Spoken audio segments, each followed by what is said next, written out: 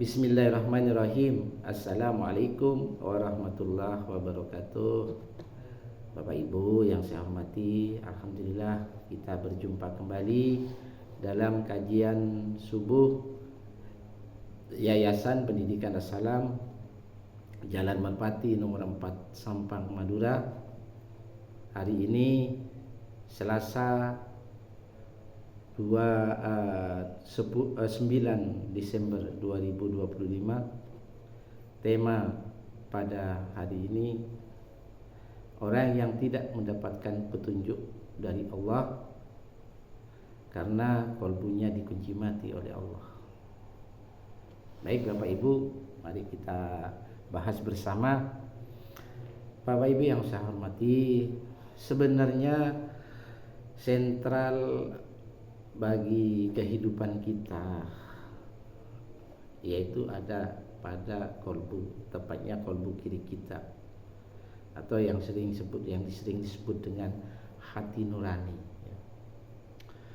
Nah, Allah Subhanahu wa taala itu memasukkan hidayahnya, karunia-Nya, petunjuknya, pertolongannya itu dimasukkan ke dalam kolbu kirinya atau ke dalam jantung kirinya, di mana di dalam kolbu kiri itu terdapat jiwa, dan di dalam jiwa itu intinya ada fuad yang mampu menerima atau merekam ayat-ayat Allah. Nah, Bapak Ibu, sekarang timbul permasalahan bagi diri kita, apakah kita mampu memelihara, merawat jiwa kita atau kolbu kiri kita atau fuad kita agar senantiasa mampu menerima hidayah dari Allah. Nah, karena apa? Karena yaitu jalan satu-satunya agar kita mengenal Allah, agar kita selalu berada di jalan yang lurus seperti itu. Dan orang-orang yang mampu mengenal Allah, maka secara otomatis orang itu akan senantiasa digerakkan oleh Allah selalu berada di jalan yang benar, selalu mendapatkan petunjuk, hidayah. Nah, ini yang perlu kita pahami. Ada sebab manusia itu tidak mendapatkan petunjuk dari Allah, yaitu karena manusia itu lebih memilih kecintaan kepada dunia dibandingkan akhirat. Nah, ini yang menyebabkan jiwa itu menjadi lemah kinerjanya, jadi tidak maksimal.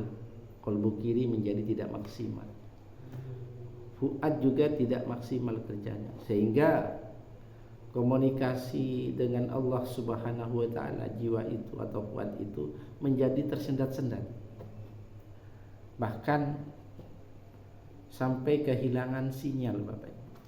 Ya, disebabkan karena apa? Kalau orang itu mencintai dunia dibandingkan akhirat, maka di situ ada jalan masuknya hawa nafsu, ada jalan masuknya pintu-pintu setan. Nah, ini yang perlu kita khawatirkan, Bapak Ibu. Sehingga manakala seseorang itu lebih mencintai, memilih dunia sebagai tujuannya dibandingkan akhirat, ini orang itu nanti akan menjadi orang-orang yang lalai untuk mengingat Allah. Ketika posisi seperti itu, berarti kerja fuad itu tidak maksimal, cenderung untuk mengikuti hal-hal yang cenderung kepada hal-hal yang sifatkan menjauhkan diri kepada Allah. Tetapi kalau andai kata kita memilih akhirat, maka fuad itu akan bekerja secara maksimal, jiwa itu akan bekerja secara maksimal, dan kita akan selalu dikendalikan oleh kalbu kirinya. Banyak, mohon maaf, dari kita itu kadang-kadang salah jalan, karena kita dikendalikan oleh yang lain. Misalkan dikendalikan oleh pikir atau otak kita sebagai pemimpin, di mana otak itu ya tadi ada korelasi kecenderungan cinta dunia, kemudian memperturutkan hawa nafsu, kemudian dikendalikan oleh setan. Nah, itu nanti akan merembet. Orang-orang yang seperti itu biasanya di dalamnya ada sifat emosi, iri, dengki, dendam, suka marah, pembenci dan sebagainya. Ya. Karena apa? Karena di situ dadanya atau sodernya tidak dilapangkan. Karena apa? Karena pikir itu ada kecenderungan tidak pernah puas terhadap apa yang diperoleh. Jadi itu permasalahannya Bapak Ibu. Nah, sementara kalbu kiri itu fokus kepada Allah. Kalbu kiri itu mementingkan bagaimana menjaga jiwa, menjaga fuad dalam keadaan suci, dalam keadaan bersih, sehingga jiwa itu mampu mengadakan komunikasi dengan Allah Subhanahu wa taala. Ini yang perlu dijaga betul ya. Baiklah Bapak Ibu, kita perhatikan, kita lihat di dalam surat An-Nahl surat 6 ayat 107. Allah berfirman, A'udzubillahi minasyaitonirrajim, Bismillahirrahmanirrahim. Dzalika biannahum mustahabbul hayatad dunya. Yang demikian itu, artinya ini menunjukkan ancaman Allah kepada orang-orang yang punya sifat atau karakter seperti itu, seperti ini, disebabkan karena sesungguhnya mereka mencintai kehidupan dunia. Artinya mereka itu memilih yang penting apa, saya senang, makanya saya pilih dunia, seperti itu.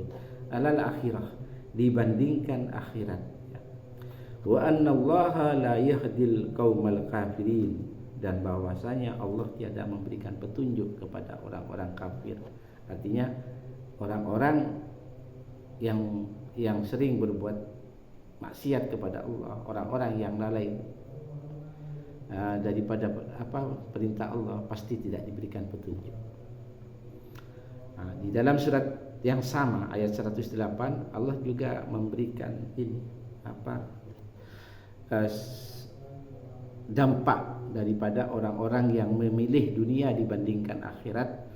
Selain tidak mendapatkan petunjuk Allah, maka Allah akan mengunci mati hati nuraninya, mengunci mati pendengaran batinnya, mengunci mati penglihatan batinnya. Kita lihat dalam surat tersebut, ulaikal ladzina taballahu ala qulubihim wa sam'ihim wa absarihim.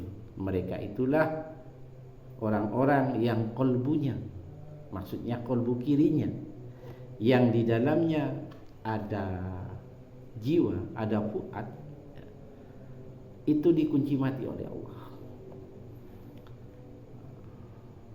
dikunci mati oleh Allah. Kemudian pendengarannya juga, pendengaran kolbunya, pendengaran batinnya juga dikunci mati. Bukan pendengaran telinga, Bapak. Karena kalau pendengaran telinga itu arahnya ke otak, ke fikir. Penglihatan batinnya hingga tidak mampu melihat ayat-ayat Allah. Ya. Bukan penglihatan mata. Karena penglihatan mata itu nanti arahnya ke fikir, ke otak. Ya, ujung-ujungnya juga mencintai dunia berlebihan. Makanya fikir atau otak itu cenderung dominan, tidak baik ya. Kemudian sebenarnya ketika orang itu bisa memaksimalkan kerja jiwanya, kerja fuadnya, kemudian memaksimalkan pendengaran batin dan penglihatan batinnya, maka orang itu yang disebut dengan orang berakal atau ulul albab. Apa ulul albab itu? Orang-orang yang mengamati suatu kejadian, dan kemudian mengambil hikmah dari kejadian itu, mengambil pelajaran. Wa ulaika humul ghafilun, dan mereka itulah orang-orang yang lalai. Nah, di sinilah Bapak Ibu sebenarnya musibah atau ujian yang paling besar yang dihadapi oleh manusia itu sebenarnya apa? Bukan beratnya ujian, tidak, tetapi ketika ujian itu menimpa seseorang, musibah itu menimpa seseorang, nah sementara hati nuraninya atau qalbu dikunci mati oleh Allah. Nah, ini yang sangat-sangat memprihatinkan Bapak Ibu. Makanya Bapak Ibu, mengapa kita penting menjaga keimanan kita, menjaga dari mengingat Allah, kemudian banyak berzikir kepada Allah, istiqomah di dalam menjaga sholat 5 waktu, sholat malam kita, kemudian banyak berdoa kepada Allah, banyak beramal soleh kepada banyak beramal soleh kita itu.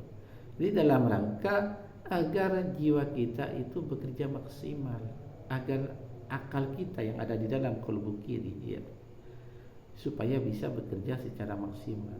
Fuad kita juga bisa bekerja secara maksimal Bapak Ibu. Bapak Ibu, marilah kita rubah mindset kita. Jadikan akhirat sebagai tujuan utama. Jangan dunia. Akhirat dulu baru dunia.